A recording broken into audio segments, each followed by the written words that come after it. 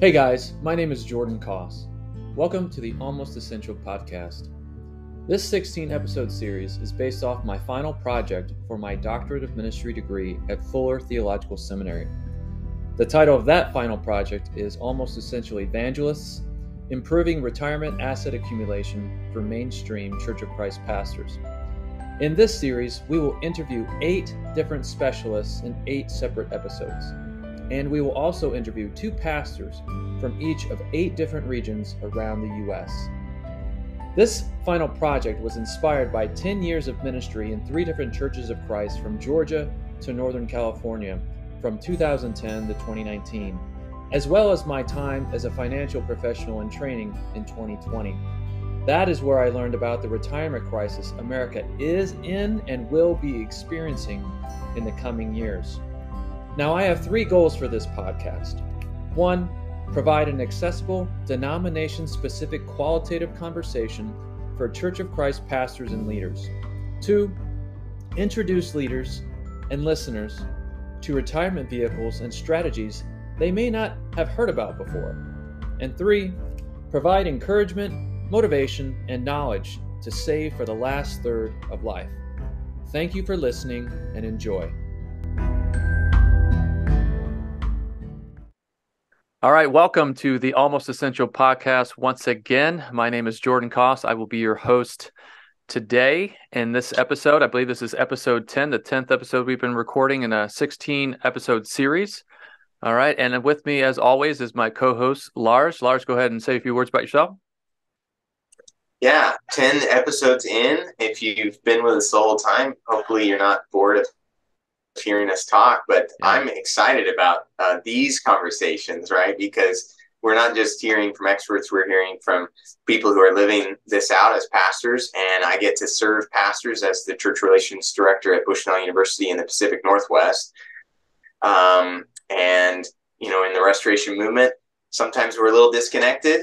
Our colleges try to be the glue between some of the churches, but I think some spaces like this, conversations about retirement and really practical things are really, really helpful spaces for us to step into. So privileged to be part of the conversation with you, Jordan, over the past, we've known each other now 8 years or something, 7 years is coming up. It's crazy, 2016 or something like that. And yeah.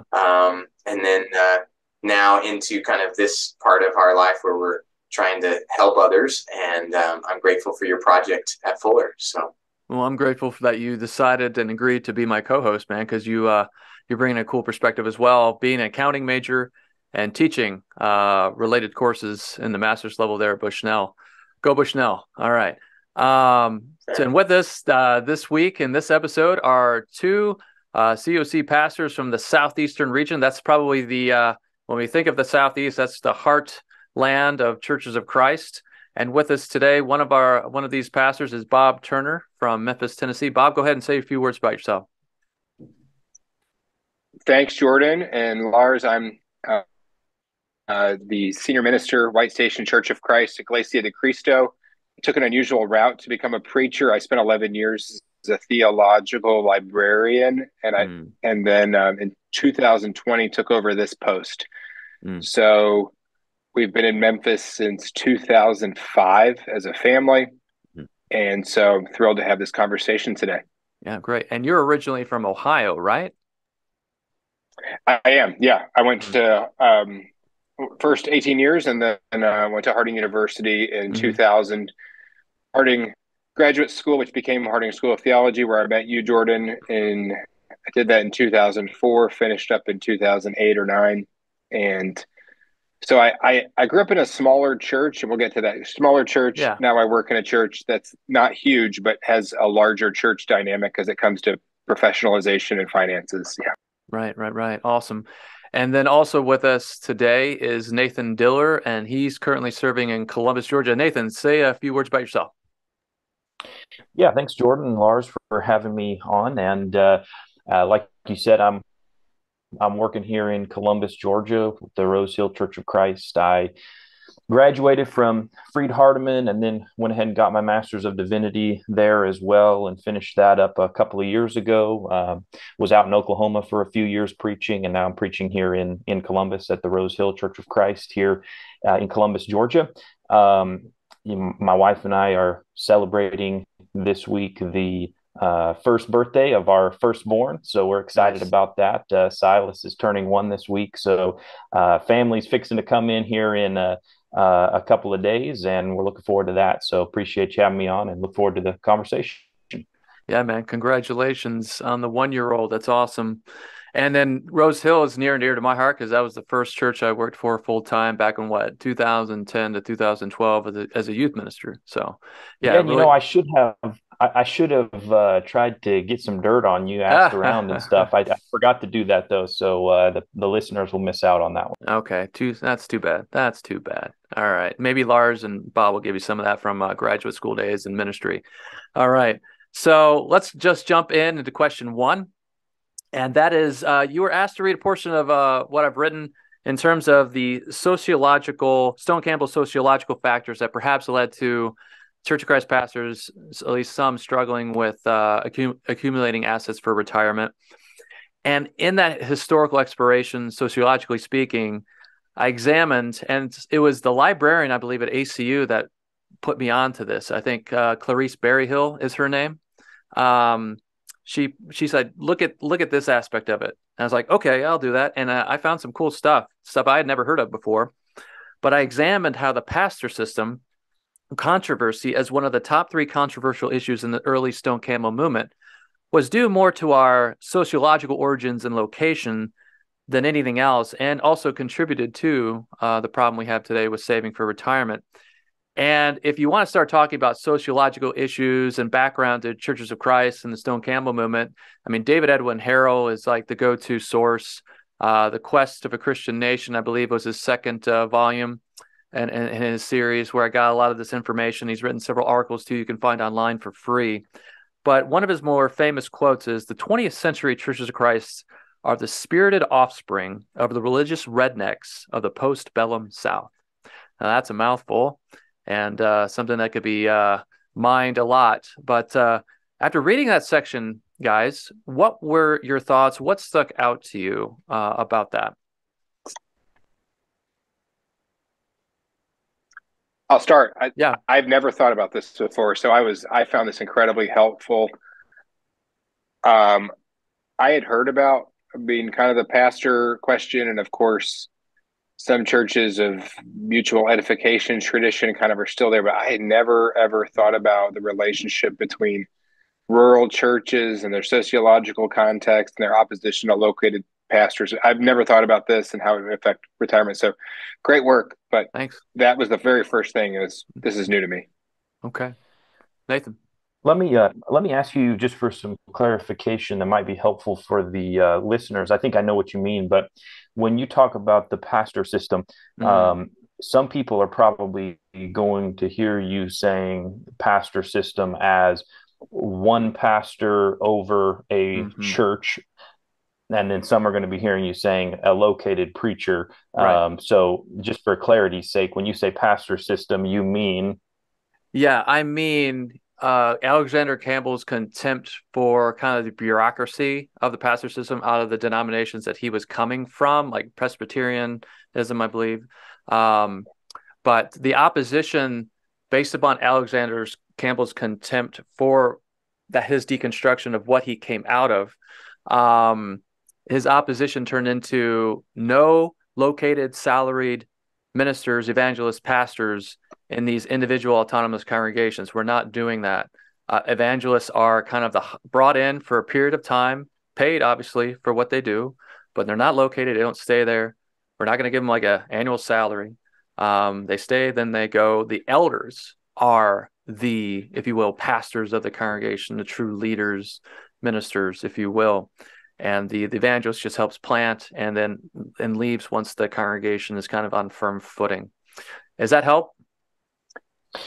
Yeah, and I knew what you meant, but I'm just thinking of someone that's listening and hasn't necessarily read what you wrote there. They might hear that and have different thoughts. No, totally. I think what you're what you're getting at here is essentially that our sociological and economic background, and economics probably can't be understated here, has had a substantial impact on our worldview. And I don't know who coined this expression first, but that, a person's worldview is their inherited, unquestioned common sense. It's the things that just seem to be the way that they are. And I think you even mentioned in the paper that Alexander Campbell himself was not against, for doctrinal reasons, a located preacher, however you want to say that. Mm-hmm. But within our experience, especially during a time of poverty and being in rural areas and things like that, a lot of what he had to say influenced a lot of people to have sort of an animosity toward the located preacher as almost a symbol of corruption and greed and so Wealth, forth and so on. So of the North, if you will, because yeah. a big issue was the reason why Church of Christ kind of clung on to this anti-pastor system controversy, anti-located salaried, was because the rich northern cities and churches had them and they couldn't, and so it was very much what did Harrell call it? A result of the Civil War, basically the regional divide. Yeah, which is why the Church of Christ took that path. Or Nathan, did you have anything else you want to add at this time? No, go ahead. Okay. I'll jump back in a moment. Okay, I didn't want to cut you off. Lars, thoughts on that? Well, no, I was going to ask you guys a follow-up question with it. So hadn't heard, or, Bob, you were kind of saying, like, I hadn't thought about this at all. Why do you think we haven't talked about this? Like, and Nathan, you mentioned it's a little bit like the thing we inherited, but if we don't talk about it, how are we inheriting it? If it keeps getting, that's kind of like the cycle in some ways for me. And maybe I just ask if you have any personal stories of how you've seen this play out, either in the church that you're serving in now or in other churches maybe that you grew up, that you kind of see this messaging or this story kind of reinforced in ways that are more subtle than like a history book or a conference that says this is why we don't support local pastors paid clergy kind of ideas. I mean, obviously we have our text maybe that we would go to and say the priesthood of all believers is a huge value. Mm-hmm. But and then that's kind of where my mind goes, is that kind of textual critique of the clergy system in other denominations. And so we preach against it when we see a celebrity pastor or another denomination kind of living and dying on the cult of personality. But I'd be curious for you guys what you would say is the thing that's kind of keeping this story, this belief system in place. Oh, that's great. Go ahead.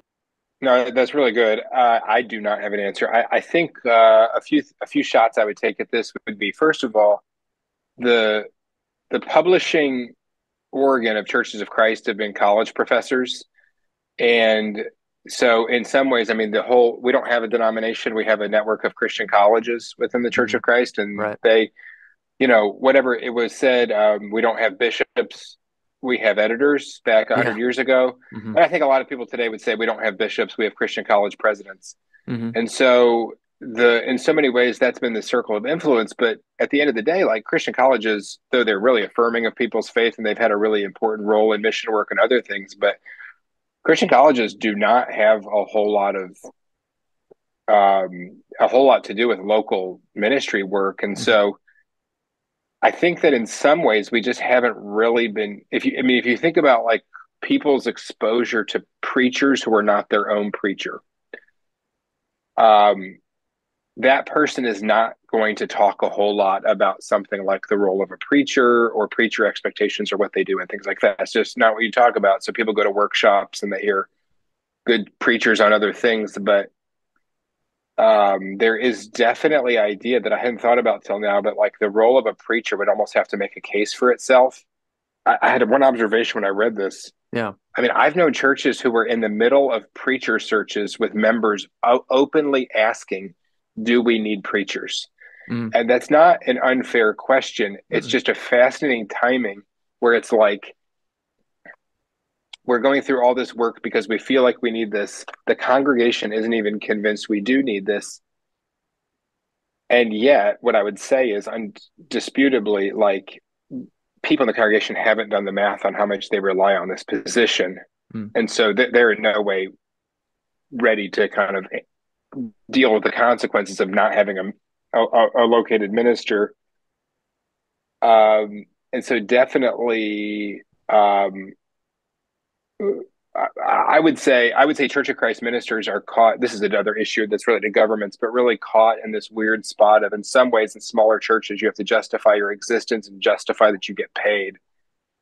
But then also, people can't live without you. They're not willing to go without you. So the church insists on hiring you. But man, the criticism can be really tough. That's more than you asked for in this podcast, but No, it's true. no, it's good. It's not quite that way. I would say, and I'll say it's not quite that way in larger metropolitan churches. Mm-hmm.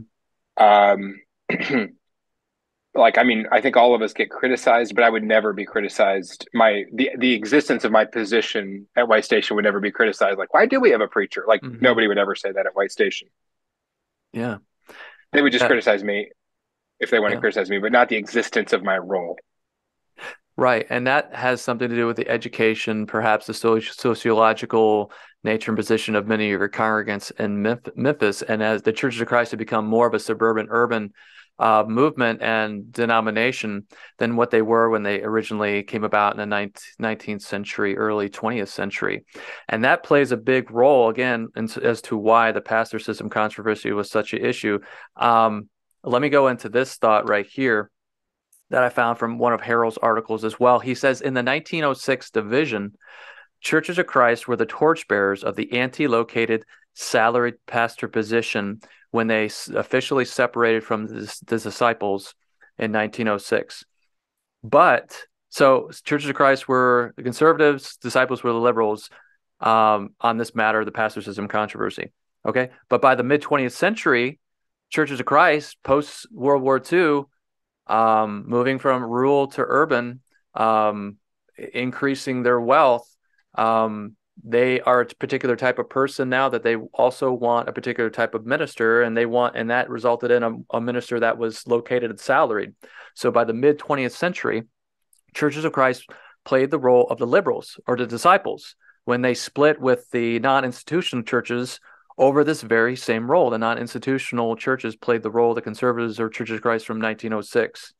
And this is what Harold calls a reenactment of the process of moving from a sect to a denomination. And I find this very ironic, as, growing up at Church of Christ, in this issue, the churches that I grew up in who, were conservative, we stick to the Bible, and yet in this issue, just ironically, they were the liberals on it, and having a located salaried minister is not what Alexander Campbell actually initially taught.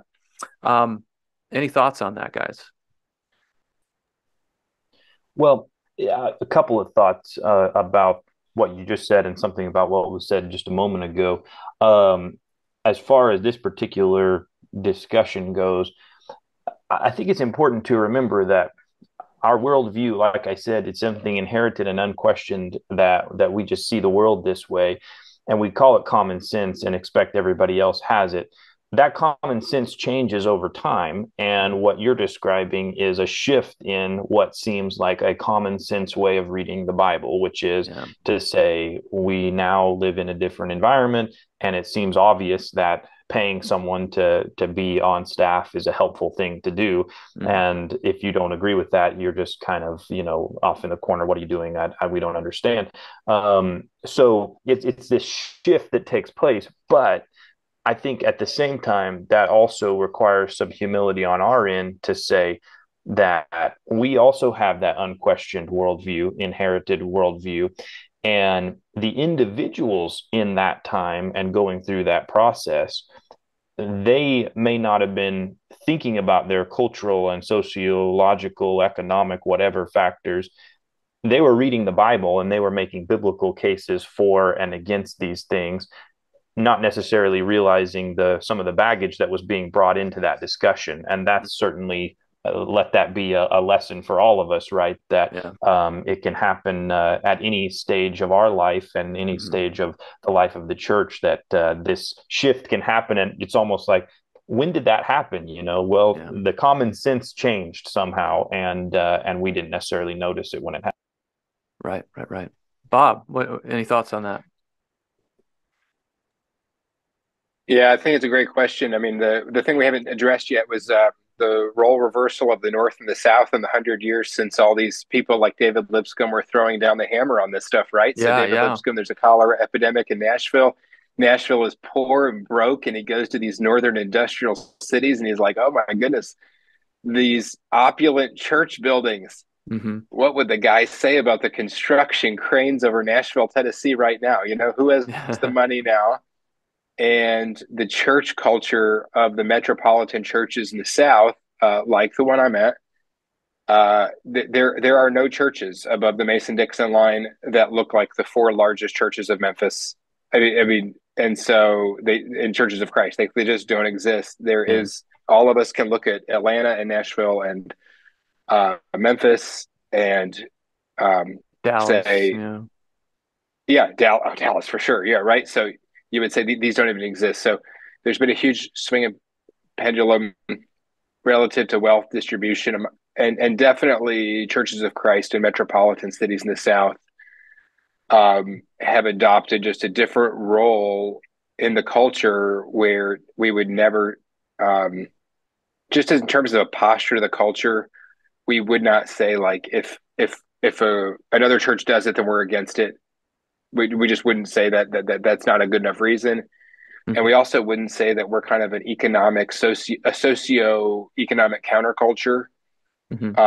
Our elders are they're CEOs of companies. Our elders run major public works projects, and they sit on board of trustees for different nonprofits. And this is true of every major Church of Christ in the South. So I think the whole landscape has changed. As Nathan has said, just the whole landscape has changed in our set of assumptions we carry about these things. And the question I think that your research brought is, have we updated some of our practices and policies of compensation to match the expectation change of the person in the pew?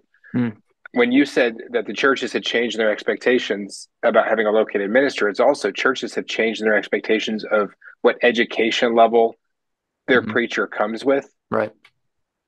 The education in the pew has radically changed. And so, have I'll give you an example. Like, I think people's taste in sermons have radically changed with YouTube and with access to podcasts. I mean, they've upgraded from what they heard as a child.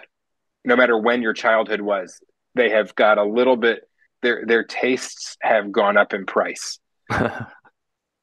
and so the old model of what the preaching role is seen as has got to make some adjustments there, because the church has changed. Lars, any thoughts? Okay, go ahead, Nate. Sorry, I was just going to jump in and say one more thing about what Lars asked earlier, which was, in what sense do you see evidence of, in my own life, evidence of maybe some of these factors at play? One thing I would just mention is that, first of all, there's a big difference between serving in a rural church and an urban church. Not that Columbus, Georgia is a massive city, but it's a good sized place. The third largest in Georgia, right? Yeah, something like that. So, I mean, I think the metro area is 350,000 people. So, I mean, it's a city, but it's very different. And without getting in, too much philosophy, I think that we have, in our American culture from day one, been part of a suspicious and skeptical movement in terms of the broader world view and philosophy, that everything should be tested, and individualism and rationality and logic and so forth and so on. And in a sense, now in a postmodern world, we're still seeing that play itself out. We're just now suspicious even of logic and rationality itself. It's still an extension of that very really modern way of seeing the world. One of the ways that plays out, though, is related to education. So a lot of times, and I've noticed this more in rural areas, people are skeptical about education itself. Sure. And there's almost it's a badge of honor if a preacher did not go to some kind of formal education, whether it be for a bachelor degree, master's degree, doctoral work, whatever it is. It's almost like, don't go to education, they might change your mind kind of mentality. I grew up with that. Yeah. Yeah, sure. And that is very much part of what you're talking about here in your work, is talking about how depending on where we are and what our influences are, we have different suspicions, in their case, of the located preacher because of finances, but also there's the education system that comes into play as well. And, I want to tell people, I hope that our faith is strong enough to withstand questioning and be challenged. So, there's plenty of things to say about that, but you do see that, especially in, I think, rural settings. Oh yeah. We have to move on. I want to, Lars, unless you had something you really want to share. No, I think it's good. I appreciate what you were saying, Nathan, because I think that's what I was going to say. Even here in the Northwest, we almost have a disconnect from what I like to call the Mecca of Churches of Christ in the South, in some of these large metro places that our schools are often prioritizing. So we might hear stories about these large Churches of Christ doing things, and they're the ones speaking at our big youth conferences or things. But the majority of Churches of Christ, according to the studies, are still these smaller, 100-member or less churches in more rural settings. Right. And in the Northwest, we have that a lot at play, where they're, they might be here in Eugene, Oregon, which is a college town, but it feels much more like kind of an anti-intellectual, small town, rural Church of Christ. And so I think that's a good perspective to remind ourselves of, is that whoever we're listening to, whether it's the podcasts or audiobooks or, colleges that we're listening to, sometimes that can distort our reality of what is true. And we want, ministers to find each other who can connect at the level they're at. So you might need to even look outside the Church of Christ grouping if you're in a larger church and there's not any larger Churches of Christ around. Well, you might have some more in common with the pastor down the street who's in a church that's mid-sized or if you're in a small rural town, it might be helpful to find that other small rural pastor and connect with those 3 or 4, because your experiences of church size and demographics of your church members, like you were saying, Bob, like there's the difference of what people want in their sermon is really true, but that's not always true for the rural town who may not be on the podcast thing. But yeah, as we think about retirement, I'm really curious, because we've talked to some people in these other regions like the Pacific Northwest and the Midwest, but I'm curious to hear what you guys have to say about in the South. And I think we've got a good representation. So Jordan, let's dig into retirement. Yeah. Let's do that. I wanted just to briefly mention Keister's study first, and then I think we're going to have to move on. But Lisa Keister is a sociologist at Duke, and she did a study about conservative Protestants and wealth. And what she found was that the religious beliefs of conservative Protestants, like Churches of Christ, contribute to low asset accumulation and thus wealth inequality. And she said contributing factors to their wealth inequality were low educational attainment, early fertility, large family size, low rates of female labor force participation. And she said also conservative Protestants avoid excess accumulation because they agree that money is the root of all evil, that riches prevent knowing God, and saving for retirement is not important.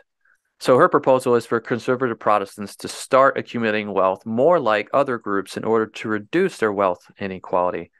So real quick, have you exhibited these values yourself, or have you experienced them? It sounds like in your own churches you've been a part of in your ministry. Anybody, go right ahead. So yeah, I'll jump in on this one. I haven't read her study, so this was new to me. I hadn't thought about this conversation. Boy, there's a lot here. I know it's a lot. It is. My gut feeling, if that's what you want a reaction to, I'll just be totally honest. I am not bothered by wealth inequality. Okay. As I say this, in terms of the preachers versus others, I'm bothered by income inequality in the larger culture. I just would say when I saw these things like people want to have larger families and want mom to stay at home, that's a values decision that they've made for a specific set of reasons. Yeah. And I think that all that is, I mean, if we take something like Jonathan Haidt's view of people having different social values, and some people are clinging to different parts of the elephant, and I think that's just a choice people are making, and I would find it to be problematic to impose on them my values of saying that wealth inequality is a problem for them. Clearly, they know that a woman going and working makes more money than her staying at home. This is not news to them. I just wouldn't want to socially impose my values on them that way. So that did. And then the other thing is that I don't want to sidetrack this, but I would love to know, and maybe you say it in your dissertation elsewhere, so I'd be curious, and we don't need to go off the rails, but like kind of the theological case for retirement. Yeah. And I'm sure you've addressed this in huge, so I just think that's got to be part of it too, that wouldn't be one of our assumptions. Anyway, that was my first thought reading her. I would hate to get in a place where we discourage people from having children and discouraged a wife from staying home just because you could make more money otherwise. Yeah. Or your retirement can be that much more, in terms of the final nest egg. Yeah. No, I totally get that. I totally agree to that as well. And if chapter 3 is all of that theological exploration. And that was fun. And one of the assumptions I made in the study is like, okay, retirement, when we say retirement, we're not talking about a 30-year vacation, a 30-year withdrawal. We're talking about how can I be a Christian and honor and glory God in this last third of my life. So let's do away with that negative stereotype and realize that retirement is something we're all going to experience in the American context. So how are we going to be able to do that and be able to fund that, have enough money to do that well and flourish in that last third of life? Any thoughts, or let's race and segue into question 2, or finally start getting into more of your guys' story. Any thoughts before we do that? No, I agree with what Bob said. That's well said. And I had written down something very similar on my copies. Awesome. Thank you. Awesome. Okay. So question 2, finally, back to you guys. If you are comfortable sharing, what retirement vehicles do you currently utilize? And and after that, ballpark, how much do you have you saved so much for your retirement being in ministry? I don't know how many years you've been in ministry, but those two things, vehicles and ballpark the amount. Well, I'm happy to go first on this one.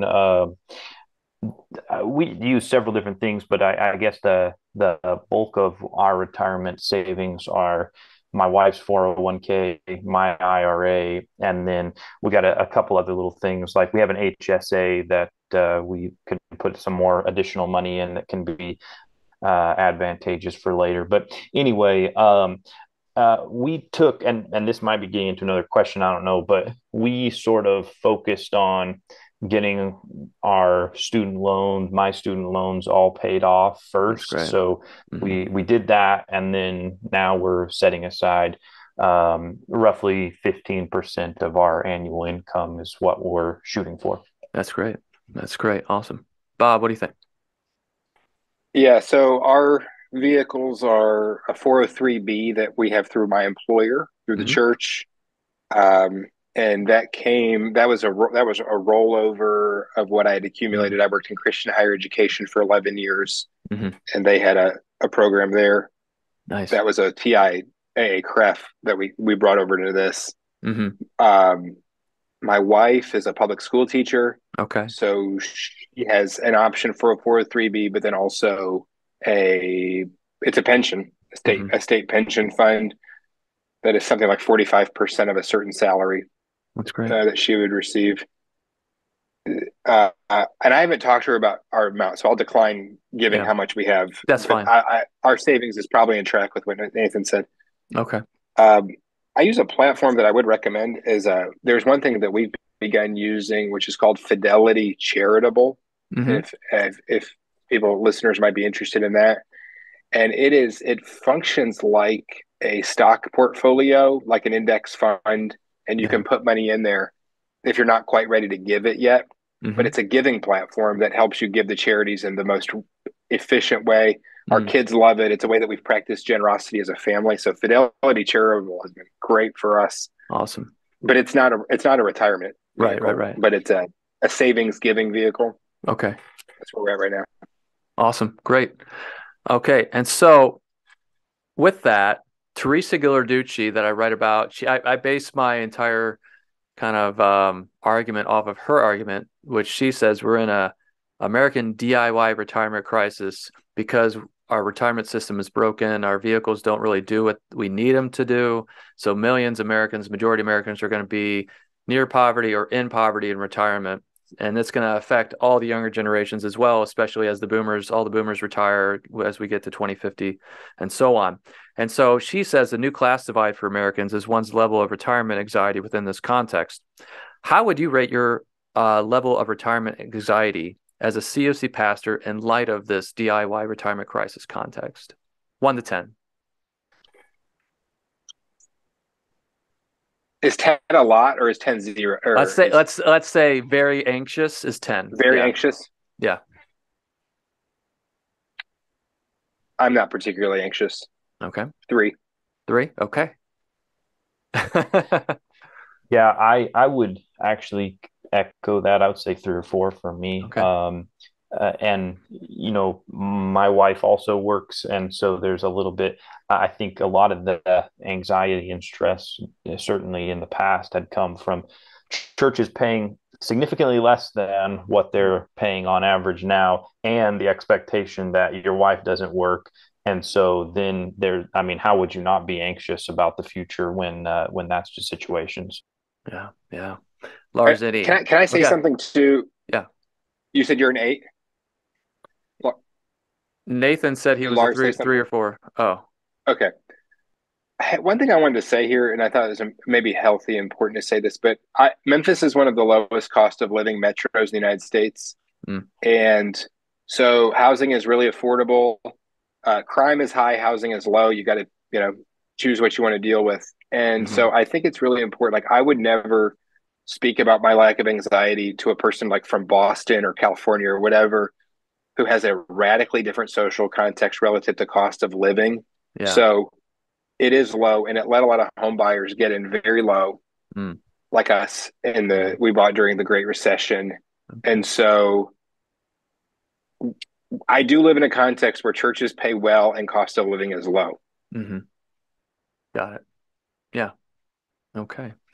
And here in the Bay Area, in the Silicon Valley, it's one of the most expensive places to live, as well as one of the most expensive housing markets. Yay, renting.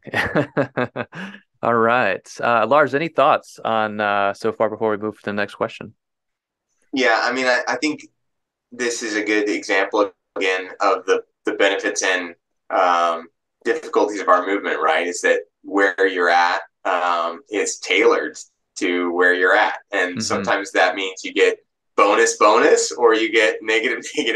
And I think, in Southern California, we were definitely, it seemed like we were getting paid less and rent was high. And there was kind of an assumption that our spouse would work, that you could kind of make it work. And that was actually common for many people in my kind of age range, mid-20s, is that you had to be dual income to afford rent, or you had to be renting from, working and living in kind of shared housing. So I do think that this isn't something that's unique to maybe the ministers. I would imagine that there are probably other professions in Memphis that are the same boat, that you would say, like, you're getting paid well and you've got housing. So I think that's something to take into consideration there. I'd be curious how you guys talk about retirement with your churches. So, maybe, was this something that was already established at the church that you were at when you came in? Nathan, you mentioned an IRA. So is your church contributing to that? Is that part of your benefits package? I know neither of you are probably relying on your church's match. It sounds like both of you have spouses that are involved, and you guys are doing that. But I'd be curious the conversation you had, whether it was in the interview process, whether it's at an annual review, or how you talk to your church about your retirement. So maybe Nathan, you can go first. Sure. And I'm in a bit of a smaller church dynamic. I mean, our church is maybe around probably on average in terms of attendance. I don't know about on the roll or whatever, but week in, week out, about 150 people, 145, something like that. We don't have any kind of big setup for retirement. However, they do treat me very well in terms of compensation, and sufficiently that I'm able to set aside what I need to set aside, and in terms of my long-term planning. So there's no match, no real conversation. It's just they're taking care of me, and I'm taking care of myself in a sense. In terms of I am a DIYer, I guess, to use the expression there. Okay. But my anxiety, I said it 3 or 4. I am reminded, though, of James's, you don't know what tomorrow will bring, let alone what next year will bring. So that number, I'm sure, will fluctuate, but that's kind of where I'm at right now. Yeah. Okay. Bob, how would you answer Lars's question? Well, yeah, this is something I thought about when I took this job in 2020. So I came out of working for Harding University for the School of Theology for 11 years. And one of the interesting things about Harding was they weren't known for huge salaries, but they had a matching program with 401k contributions, or 403b, whatever it was, that Harding would match your contribution to your retirement at a level of 10%. Wow. So that was really distinctive. I never heard of another Christian college doing 10%. And so when I took the job in 2009, a lot of the people who were hiring me and stuff like that said, listen, you're young. We're just going to tell you this job is all about the benefits. So take advantage of the healthcare, and just you got to find a way to give 10%, put away 10%, because that's a huge gain in your wealth. Yeah, that's awesome. So I came to White Station, and I said to the people I was talking to, I said, okay, what do we have here? And I just put on the table for them. I said, listen, I don't think you're going to be able to do 10%. Could we do 5%? And they were agreeable to that. And I was really grateful. And we've really done our best to get that staff wide, and to really make putting that money aside to be part of the culture. And so that was one of the things I really went to bat for, was to say that I want the rest of the people in our ministry team to have access to that kind of thing. So okay. I think having a matching program, we have a 403b through Vanguard. Yeah. I think it's a really good thing that even other churches could look into, but I really prefer incentivized packages, like for ministers. Like, every minister is going to want a lot of cash, but I'm trying to look at how we can raise that match. Okay, great. Awesome. Lars, any follow-up? No, I think that's good. I mean, I think anytime you can build on a previous conversation, this is where we're coming from. I had a match program. It was a small amount. I think they would match up to 2% or something like that at my first church. And then my second church didn't have a match. And so we started having that conversation in the interview process. It didn't ever really come to fruition, but it was worth, having the pattern, showing them how it was. And I think the kind of the idea of thinking about, as Bob was saying, what I can do. This is not just advocating for me, but it's advocating for others who are going to be the pastor or the minister there in the future, or the children's minister there, or, you're advocating for a system that's going to care for people who are going to be there after you serve. And so it's the old Boy Scout thing, leave the campsite better than you found it. And I kind of think about that when it comes to retirement and these other things. Can we put into place processes and systems? I mean, you don't have to reinvent the wheel. There are other churches that will quickly share what they're doing. And Vanguard is a great one to start with. Don't get caught up in all these other things that maybe aren't as good at vehicles, but yeah, worth looking at. But yeah, I think we've got a few more good questions, Jordan. Yeah. Should we skip 4, or because that already been answered, you think? Yeah. No, I think 5 is good. Okay, let's go with 5 then. So do you guys think being in Churches of Christ has hurt or helped your asset accumulation for retirement? Explain. Well, when I read that question, I said, in what sense? Because I mean, education, schoolwork, that's never been a major challenge for me. I've had to apply myself, of course, but do I think I could have gone out there and got a different degree and been in a secular field and maybe done better for myself financially? Maybe. But in terms of, has being in the Churches of Christ hurt me as opposed to being in the Methodist church or something like that? I don't really know the answer to that question, because I don't really know what their financial situation is like in the Methodist church or Episcopalian church or something like that.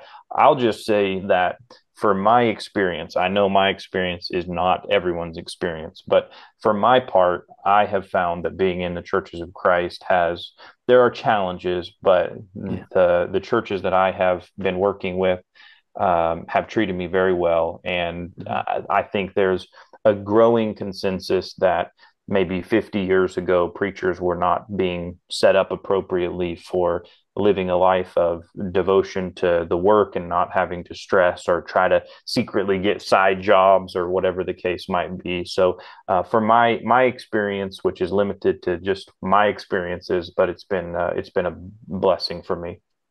Great. That's good to hear, man. Bob, what do you think? Yeah, I don't know how to base. I have no idea what Methodist preachers in town are doing. I have no clue. One thing I would say in the Church of Christ, I worked for Harding for 11 years and worked around these role models who understood my life, and I understood their life. And one thing I would say about our culture that we had is I was just around people who modeled for me exactly what your life could look like on this amount of money, that you could have enough to spend and enough to be really, really generous. Mm. And I really believe that working on that campus on Cherry Road taught me generosity in a profound way. And while that doesn't necessarily, you say, well, okay, they taught you how to give. How did that teach you how to save? I found that I had pivoted my worldview from thinking about saving as something that was just about security to thinking about saving as building up money that I can give later. And that really has helped me a lot. And so my wife, Andrew, and I just think about just how do we accumulate money to give. So that was all in the Church of Christ. All those people that I would name are Church of Christ people. So I'll say it was pretty positive. Okay, great. And so the next question is, what do you feel are the challenges? And we've probably already touched on some of these. What do you feel, though, are the challenges to save for retirement as a pastor? And also, what are the benefits, if any, as a pastor within Churches of Christ? Well, I would say that as far as challenges go, like I said, I am a DIYer, so there is the challenge of doing some research to determine what is a good course of action. And we don't know the future. Investments are something that we take a lot of security in. It's funny, some of them are called securities, right? But we have ultimately no control of what will happen in the future, but we can do the best with the knowledge that we have.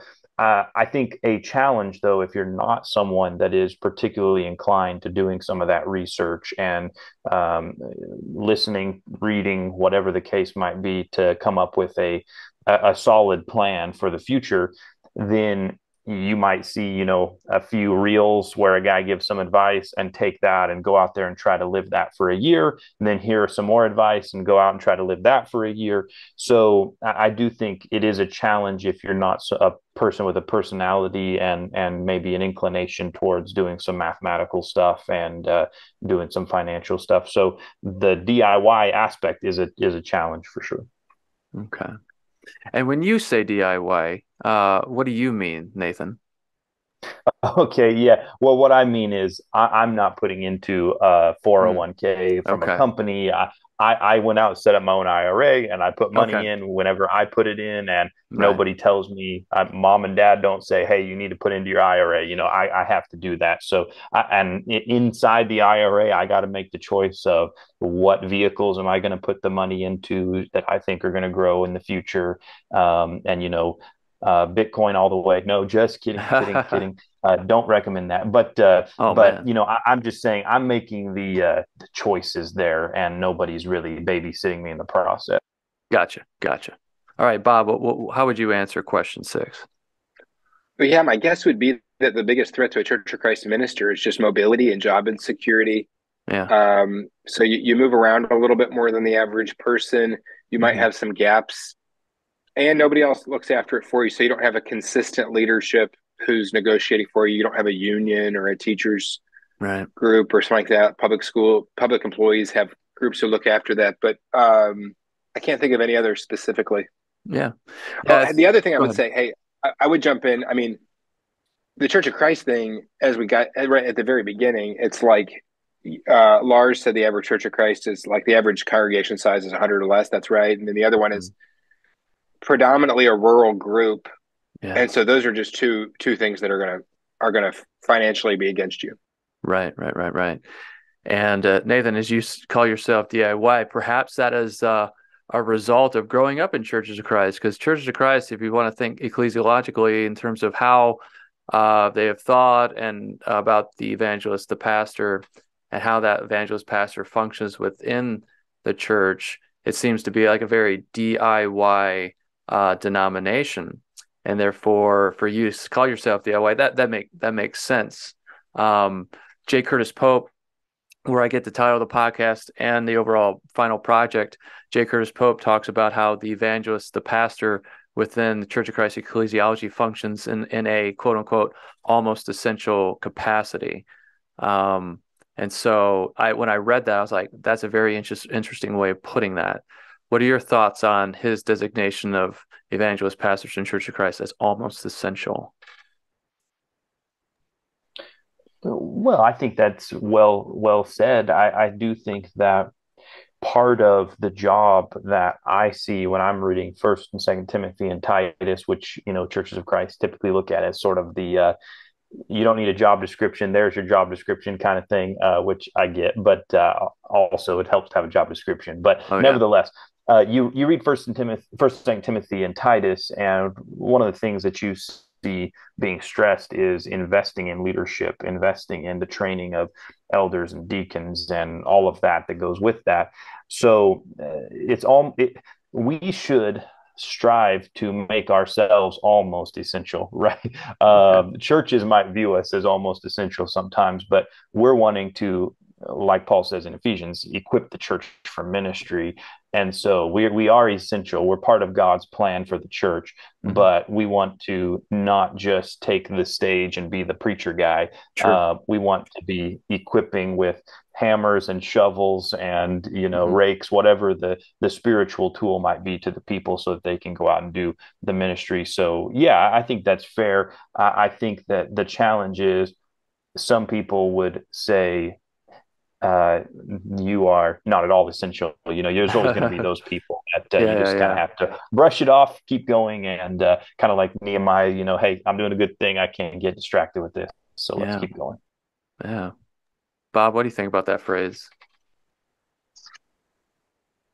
Well, no, it's great, and I love the stuff about equipping and doing it. I was kind of occurred to me as we were talking here, as the ministry expectations change, the behavior of people in churches has radically changed also. And I'm just wondering, like, a lot of these rural churches and small town churches were built by people who were highly religiously sectarian, which has its own problems. But these are people who like went to church 3 times a week. These are people who believed they were the only ones and that they were the torchbearers of salvation in their communities, and they were going to build that building with their own hands, or they were going to make sure it's so well, that culture has died away. Mm. And I just wonder, it does take a person in a church to recruit and equip people for ministry. Mm-hmm. The priesthood of all believers is not presently running itself in American society. Mm. I mean, a person who used to go to church whenever the doors were open is now attending 3 Sundays a month. Right. Instead of 3 times a week. These are that's right. And this is not supposed to be a big criticism, but I do think most people have maybe not then pivoted and said, man, our person that we are supporting as a church, wow, that's a really important job, because they're not just a preacher. They're everything Nathan just said. This person is equipping, this person is building leaders, this person's kind of a CEO. This person is our lead communicator, both in person, orally, also oftentimes through social media, all kinds of things. Like this is a big role. And this isn't to bash local churches, but people in terms of attendance and probably in terms of giving are not quite bringing to the table what they did probably 50 years ago when we developed these theologies of, do we really need a located minister? Right. Yeah. It's interesting as I teach a class, on stewardship, I reference a book, and I don't see it here, but it's called Not Your Parents' Offering Plate. And it talks about how colleges and other nonprofits are, grabbing for people's attention, their giving and things, by communicating the mission first, not just passing a plate. And we kind of have for a long time in churches just passed the plate. Even if we moved to a box during COVID or online giving, like we just assume that people every week are thinking about giving, and we have to think differently about that. But I think also, you're talking a little bit about the DIY thing. What you were saying, Nathan, is really kind of comes back to that rugged individualism that's part of the air that we breathe. And I think more than a lot of churches, the Stone Campbell movement, especially kind of the Campbellites of the Churches of Christ, really latched onto that individualism motif. And an individual salvation is part of evangelical culture in general. And we're kind of evangelical adjacent, if you will, but it's very much present in our churches being autonomous, in the ways in which we talk about spirituality. And so as the individual's role of being in their churches, you're talking about, Bob, like my grandfather was a preacher for a little logging town here in the Northwest, and his grandmother kind of drilled into him that he would write the check back to the church. So he got paid to preach, but then he gave that back to the church, and he worked full time, but he also did Bible studies, and he was really planting this church that was really a couple families that was growing, and it got to a substantial size, not too dissimilar to what churches are now, 80, 90 people, but that town no longer exists. I mean, it's no longer a town. And I wonder if that imagination is still lingering a little bit in there, that, you can work and preach. And now we kind of have this expectation, though, that we have these preachers who are there, doing more than what they were asked to do, more than what my grandfather was kind of doing. He wasn't leading an organization. He was just having Bible studies and showing up on Sundays, not too dissimilar from the work that the individuals and the members were doing at that time. And I actually see some glimmers of hope where actually there's some ministry models like this kind of cropping back up, where a retired person comes into a rural setting and kind of a second career pastor motif. And it's actually really healthy, because he's not relying on the church for the financial expectation, but there's some freedom in his role and what he can do. There's not the burden of expectations to bring to bear. But yeah, so I think as you kind of move into that kind of sphere, I was curious, Nathan, a little bit about what you think education would look like. So if you didn't get taught, or your church isn't providing that education, what would education at a college, like in a seminary class, or what would that look like for you that would be helpful? We've talked a little bit about some of the negative education that was going around years ago about opting out of Social Security and things, but yeah, now that you're into ministry, what would be some things you would say this would have been helpful to know in advance? Well, I can tell you that where I went to school, there was a class about ministers' finances and taxes. It was one class within a semester, so it was, an hour basically. Right. That's great. It's a good start. But they're really, I mean, we're talking about something that has a lot of ins and outs and something that's very complicated. And so I think it would be helpful for, maybe it's not a whole semester, but maybe it's half a semester of dealing with some of these topics and Mm-hmm. thinking about them. I think that one of the things we didn't mention as a benefit to retirement savings that plays into education is the housing allowance. Yeah. The housing allowance is a huge aspect of ministerial compensation, and do you want the church to provide you a parsonage or not?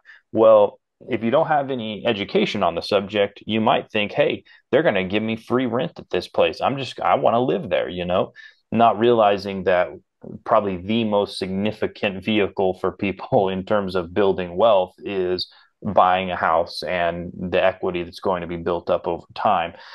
Certainly the biggest single investment that most people make in their lifetime. So I think just a lot of conversation needs to happen, and probably, 6 weeks, maybe more, of conversation about taxes, housing allowance, and then just the basics of budgeting, finances, those kinds of things to prepare people fresh out of school to. No, nice, nice. Lars, any follow up on that? No, I think that's good. Yeah, I mean, I think we're getting there to some of the things we would say. Question 10, some things that we would want to tell a new Okay. pastor or train. But you might have a couple questions Yeah. you want to talk about before that.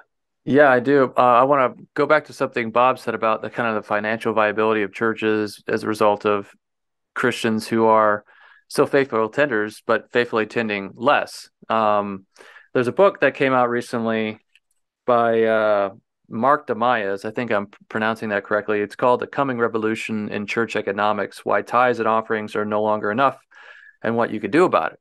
And so he just talks about, and I mentioned this in my theology chapter, he notes 4 factors that will require economic innovation in a local church moving forward. First, a growing burden on the middle class. Second, a marginal increase in religious giving. Third, a shift in generational approaches to giving.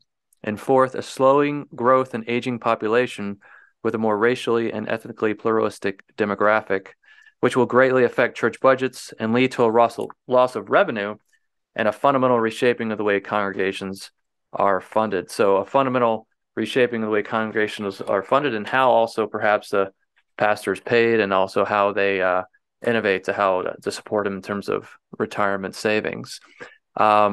Had you guys heard of that book before? Have you read that, or thoughts on what he had to say? Hadn't heard of it. These are good things. I think these are there's definitely a major shift.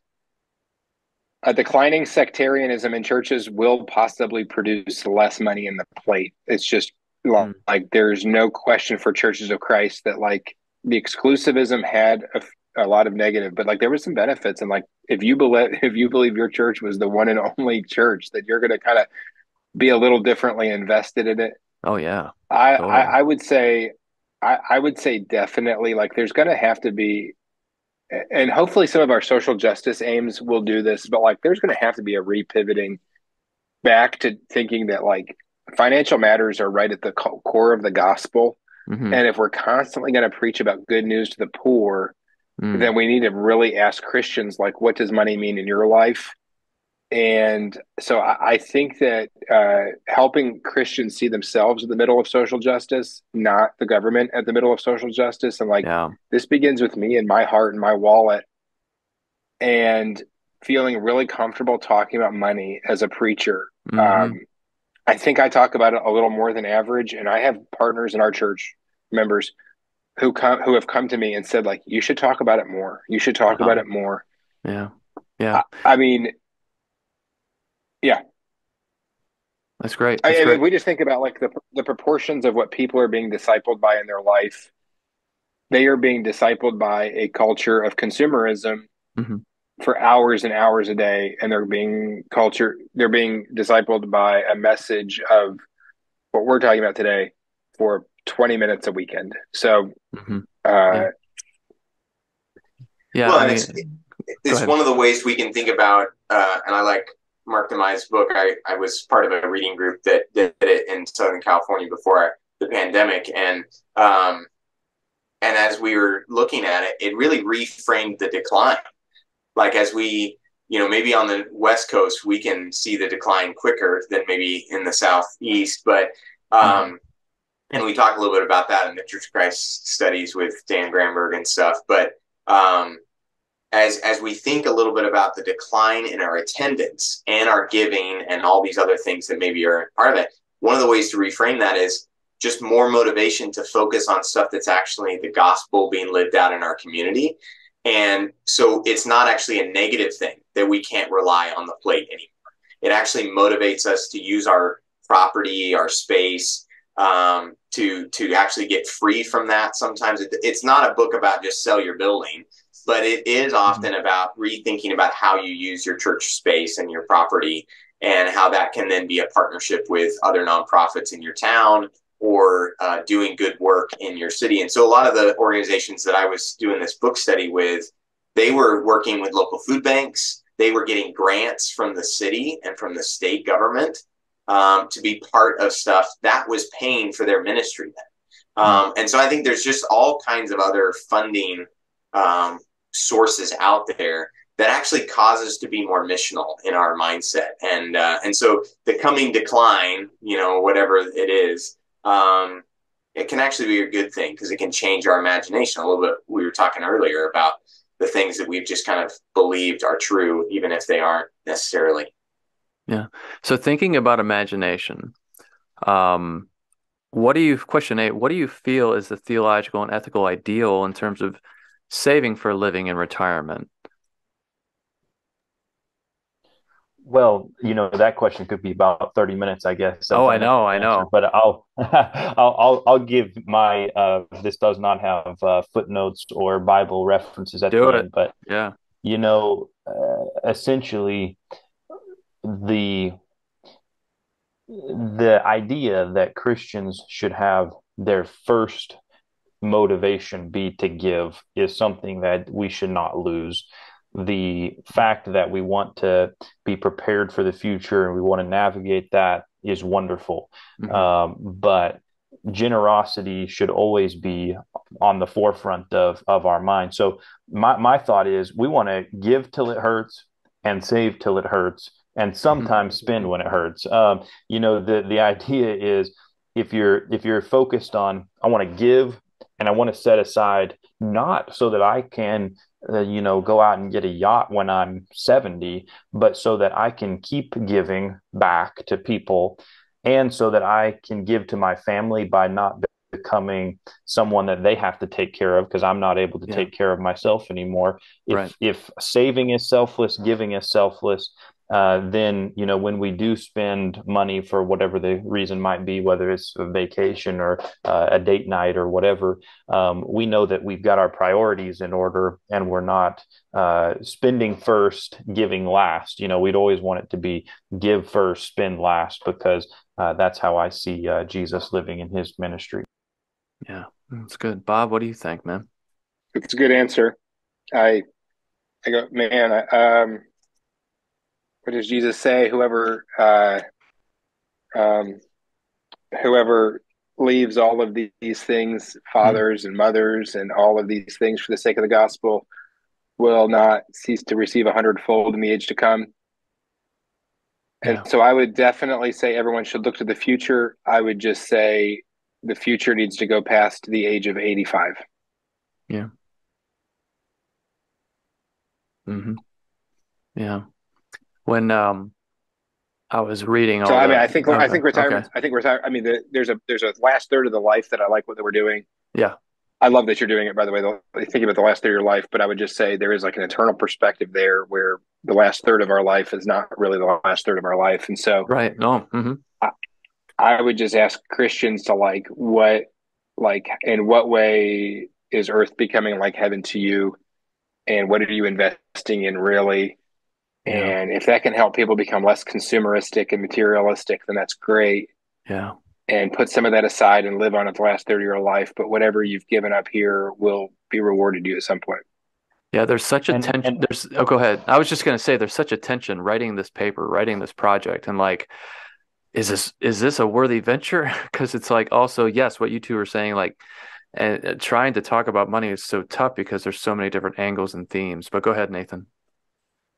no, I was just going to echo that and say um, there is a growing movement of people, uh, probably in their early 20s, and I think recently it was most popular in terms of articles and stuff on, and I'm blanking on his name, the crypto guy, FTX guy that the whole Sam thing crashed. Bankman-Fried. Bankman Yeah. Fried, yeah, Bankman Fried, yeah, it just came to me. He and a bunch of people were part of a movement, so to speak, of saying, hey, we want to get as rich as we can, and then we're going to give it all away. Now, I think we need to, as ministers of the gospel, be careful to warn people that money is deceptive. And if you think that I'll just give later because I'm going to save now, your heart is going to play 1,000 tricks on you and you're not actually going to give. So I think for me, in terms of thinking about retirement, I'm not thinking about trying to live it up in retirement. Sure. And I'm not trying to think in terms of live it up now and have nothing for Hmm. retirement. Right. It's about learning to live within your means so that you're able to both give and save in the present so that you can continue to do that all of your life, assuming that God continues to provide in the way that he is for you at the moment. Hmm. Hmm. Good. All right. Yeah, one of the things that as I was reading through all the theologies of money and possessions, which interestingly, many of them don't really do any sort of deep dive into retirement. So I found out a little bit like, okay, so what area do I try to explore to talk about retirement? Um, but one of the things I found though, reading like such books as Brueggemann's Wealth and Possessions Theology, was how huge of a theme coveting is in Scripture. And like, sure, it's one of the Ten Commandments, but even like, and then Achan's sin, right, when they enter into the promised land in terms of what he stole and kept from the city of Jericho instead of destroying it, how the very terminology he used points all the way back to the Garden of Eden. They saw, and Achan literally said, I coveted and I took. And so even coveting played a significant role in that original sin in the Garden of Eden. I just found that to be that like kind of blew up my imagination in terms of this subject, and in terms of the tension and also the warning that we're talking about here. Um, so in terms of question 9, let me just ask it in this way. What do you guys, you're pretty confident right now in terms of where you are and where you're going and what you've done so far, but what do you think you need to do differently in terms of this subject of accumulating assets for retirement?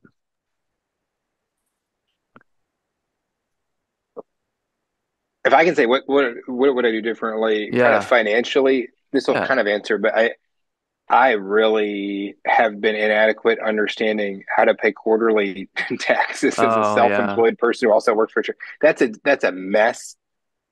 If I could just go into like a webinar for 90 minutes my first day of ministry and figure out what that was, that would save me. That would have saved me a lot of headaches. So I would Okay. do that. In terms Okay. of what to do differently, um, um, I guess I would say have the conversation early with your spouse, your church, your kids.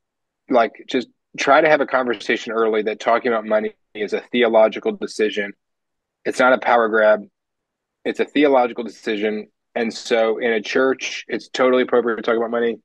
And in marriage, we got to talk about this, and just like that, this is going to be part of what we do. And but I'm pretty new. I've only been doing this role for 3 years, so I'm still in the early stage. So Okay. All right, Nathan, what would you do differently, man? I think perhaps not so much differently as much as what do I need to start doing more of. But I think that I have done fairly well, thankfully, in terms of kind of year to year finances and planning. But months can slip by, right? Where we're just not living in a way that is reflective. And it's not that months go by where I just spend a bunch or we just spend a bunch and don't save or give or anything like that. It's more that time can go by where we don't evaluate, we don't reflect on how we've spent our money, and somehow it still manages to get spent, right? So there's things like, even now that Silas, he's a year old. And so I'm thinking, oh, remember how 12 months ago we said when we had our first kid, we're going to start saving for his college immediately, you know? Well, there went a year. So time can be a big factor that it can just slip by without being evaluated. So I think part of that is the communication that Bob's talking about. Let's keep this conversation going. Let's not just let time slip by and assume that everything's going to run smoothly. We need to keep having conversations, both in terms of in our marriages and in terms of our churches as well. Okay, great. Lars, any follow-up to that before we get to that last question? Yeah, I mean, I think this just brings us back to why we call it the DIY crisis, right? It's because it does rely on you being a little bit self-motivated to have those conversations, to be a little self-disciplined. And I know that's one of the fruits of the spirit, self-control, and we should be disciplining. But how many of us are that great on like our Bible reading every day or our prayer? Like, there's reasons that we go to spiritual retreats, and there are reasons that we have conferences where they're asking pastors to say, hey, check in on your soul, have some people that you can talk to about the things that are going on with your preaching or with your pastoral care or with your elders. There's a lot of proactive ministries that are trying to help ministers when it comes to some of these things, and we're getting better at mental health. And so we're now normalizing that, and we're encouraging pastors to talk about it from the pulpit. And I think we've mentioned this in a couple other episodes, but as I just was listening to you guys, I thought of it again. We really can't just educate our way out of this. We really do need kind of some systems and processes in place that care and do this work for the minister. And maybe it's some outside organizations. Maybe it is, I think unfortunately still for the Churches of Christ, somewhat DIY to the congregation. But it's not just about a match. It's also about like helping encourage good saving habits so that the minister isn't, out on his own or out on her own when they move on to that other ministry position, or when they retire and now are serving in some other capacity.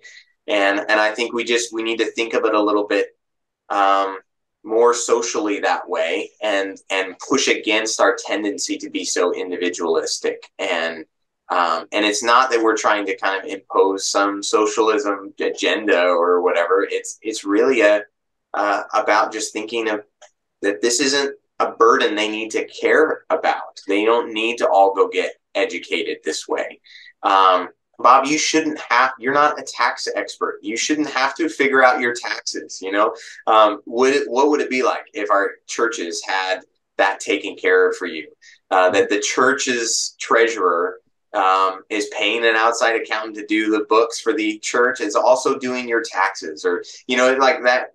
Those kind of things being in place, I think, is part of what's missing as we moved from Teresa Gilarducci's kind of pension model to the 401k. The burden moved from the organization to the individual.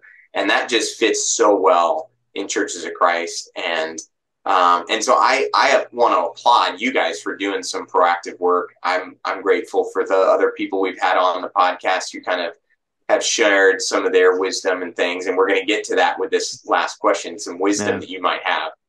Yeah. But I also just keep asking the question, do we need to rely on our ability to be that smart, and to be that disciplined? Or is there something, I don't know. I hope that we can find some groups, some support systems that don't rely on us being perfect. Because we aren't, Yeah. And so thank you for that, Lars. Let's go ahead and mention that last question in the last 5 minutes here. And what would you therefore tell a new pastor if you could go back and talk to yourself when you first got into ministry or your vocation? What would you tell a new pastor or pastor in training about saving for retirement while in ministry?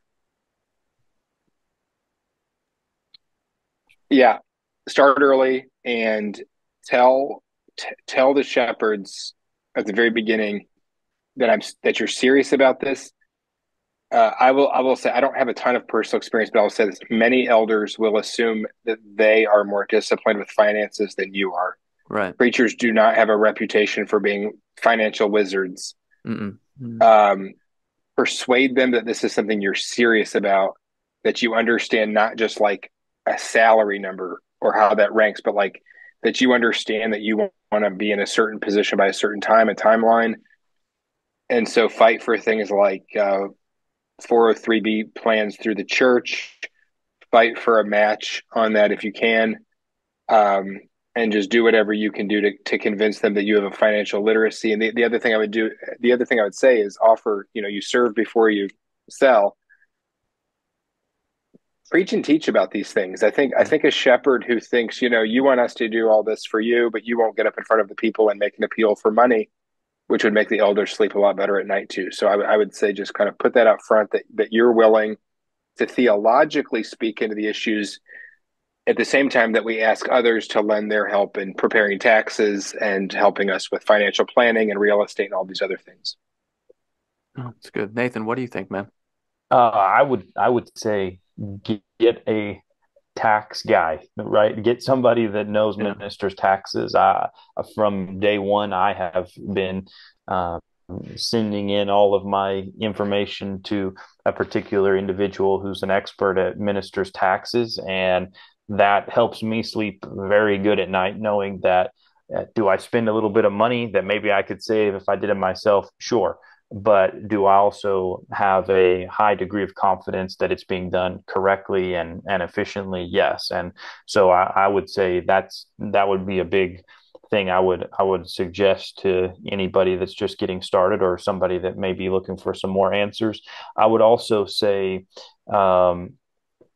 start early as you can, but consider also, in terms of your investing and retirement savings, consider the impact that debt has on your future. There's a wide range of debt. I mean, there was a couple years ago, we saw interest rates, down in the 2%, 2.89 or whatever percent. I get it. But there are ministers sadly walking around with 18% interest being charged them every single month on credit cards. There are people that have extremely high student loan interest rates or private loan interest rates. And just be aware that that debt can have a very negative long-term impact if you don't really kind of attack it and get focused on that as a family. Totally. I know the National Evangelical Association's pastor study they did a few years ago. It's one of the findings that they saw debt definitely impacts the ability to save for retirement. Yeah, as somebody with school loan debt still, it's affecting me as well. All right. So thank you guys for this conversation. I don't know if there's any other final word or encouragement or advice or thought that you'd like to give before we finish up this. Bob, you're saying you're good. Nathan or Lars, anything you want to say before we wrap it up? You're good, Nathan? Okay, good, Lars? Sweet. So, okay, Bob, Nathan, our Southeast pastors in the Churches of Christ, thank you for coming on and speaking with us and being vulnerable and sharing your stories related to accumulating assets for retirement. We have, I believe, this was episode 10, so we've got about 6 more to record. We're starting to post these episodes on Spotify. Hopefully, I'll get them up soon. The video aspect part of the podcast up on YouTube soon as well. But you can find these initial audio podcasts on Spotify. But until then, thank you once again to our viewers and to our listeners. We will see you next time. Goodbye.